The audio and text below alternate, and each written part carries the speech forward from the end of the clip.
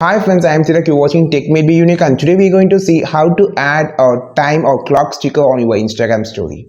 And if you're new to this channel, make sure to click on subscribe button below. We just quickly move on to the video. So, how to add a time sticker on the Instagram story, or how to put a time sticker?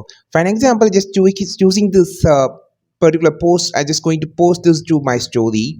So adding after this to the story, you will click on the sticker option on the top.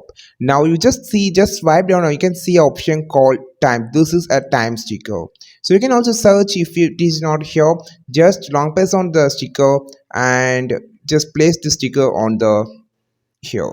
So you can see this is the time when I just enter into the story. It will be still on 9:10. You can see the time notes on the top. You can say it's 9:11, but it's showing 9:10 because this is the time that we posted the story. You can just mention the time where you are. If you're on the any particular beach or any location, you can just mark your time. If you just need it, you can just add the time like this, and also change a different type of clock style. So just tap on this tail, you can see the clockwise, and this is another time set and this is another time set. There is a total of three different themes of clock sets. You can just mention where the time, exact time that you just visited the place, and add to your Instagram story.